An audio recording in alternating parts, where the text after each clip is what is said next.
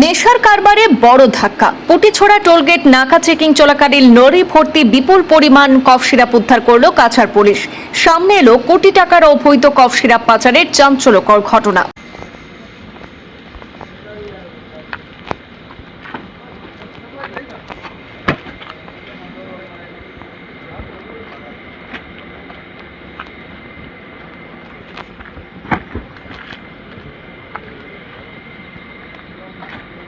কাছাড় পুলিশের তৎপরতায় বড়খোলা থানার অন্তর্গত পুটিছড়া টোলগেট এলাকায় নাকা চেকিং অভিযান চালিয়ে S01 PC 8530 নম্বরের একটি লরি থেকে বিপুল পরিমাণ অবৈধ কফ সিরাপ উদ্ধার করা হয়। বর্ডার ডিএসপি রিমাঙ্ক বড়ুয়া জানান, গাড়ি থেকে তল্লাশি অভিযানের সময় মোট 144 কার্টন থেকে 21,600 বোতল কফ সিরাপ বাজেয়াপ্ত করা হয়। বাজেয়াপ্ত করা কফ সিরাপের বাজার মূল্য 2 কোটি টাকারও অধিক হবে বলে জানান বর্ডার ডিএসপি রিমাঙ্ক বড়ুয়া। ঘটনাস্থল থেকে লরি চালক মতিন সরকারকে আটক করেছে পুলিশ। তার কাছ থেকে দুটি মোবাইল ফোনও বাজেয়াপ্ত করা হয়েছে বলে জানানো হয়েছে। আটক ব্যক্তিকে জিজ্ঞাসাবাদ চালিয়ে ঘটনার সঙ্গে জড়িত আরও ব্যক্তিদের খুঁজে তদন্ত শুরু হয়েছে। নেশাজাতীয় দ্রব্যের বিরুদ্ধে কাছাড় পুলিশের এই ধারাবাহিক অভিযান সাধারণ মানুষের মধ্যে স্বস্তির পরিবেশ তৈরি হয়েছে। যোৱাকালি এটা সোৰ্স ইনফৰমেশন আছিলে আমাৰ কাছাড় পুলিচৰ ওচৰত। সেইটোৰ ওপৰত বেছ কৰি আমি এটা নাকা চেকিং লগাইছিলোঁ পুটিছড়া টোলগেটৰ ওচৰত।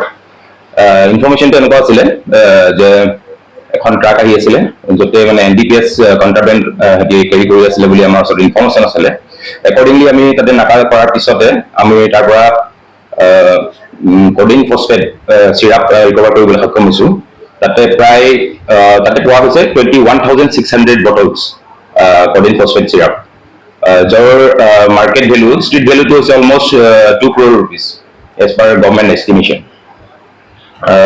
তাতে আমি ট্ৰাকখন আছিলে, ট্ৰাকৰ নাম্বাৰ আছিলে AS01 PC 8530। গাড়ীখন আমি চিজ কৰিছোঁ। তাৰ লগতে দুটা মোবাইল আৰু এজন মানুহক আমি এপ্ৰিহেণ্ড কৰিছোঁ, ড্ৰাইভাৰজন আছিলে মিটন চৰকাৰ। তেখেত ত্ৰিপুৰাৰ হয়, ৱেষ্ট ত্ৰিপুৰাৰ।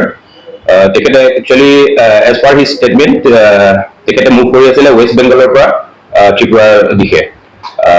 তাৰ পাছতে এই বস্তুখিনি আমি ৰিকভাৰ কৰি বৰখলা পুলিচ ষ্টেচনলৈ অনা হৈছে। আপোনালোকে জানে যে আমাৰ অসম পুলিচৰ লগতে আমাৰ কাছাড় পুলিচে ড্ৰাগছৰ ওপৰত এটা মানে ভাল ধৰণে একশ্যন লৈ আছে, আৰু এইটো আমাৰ কণ্টিনিউ থাকিব আগলৈও। সেইখিনি আৰু ইনফৰমেশ্যন।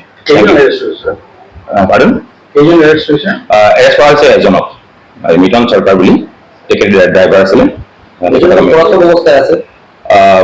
তেখেতৰ একচুৱেলি এইটো কনফাৰ্ম হোৱা নাই বস্তুটো, কাৰণ কি তেখেত এজনে আছিলে নে দুজনে আছিলে, তেখেতে অলপ মানে ষ্টেটমেণ্টবিলাক অলপ কণ্ট্ৰাডিক্টৰী হয়। আমি ভাবিছোঁ তেখেত অকলে আছিলে সম্ভৱ, কাৰণ কি কোনো ধৰণৰ বেলেগ ধৰণৰ বস্তু তাৰ পৰা উদ্ধাৰ হোৱা নাই, মোবাইল বা এনেকুৱা ধৰণৰ বস্তু। ত' may be is the only inmate in that drug.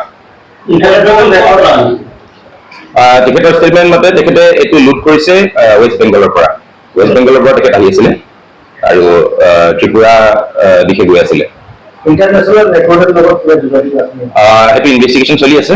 আমি ট্ৰাই কৰি আছো যে ফৰৱাৰ্ড আৰু বেকৱাৰ্ড লিংকেজবিলাক আমি চেক কৰি আছো। এইটো মানে ডেষ্টিনেশ্যন ক'ত আছিলে বা ক'ৰ পৰা বস্তুখিনি আহি আছে সেইখিনি আমি চেক কৰি আছো। Investigation is under process.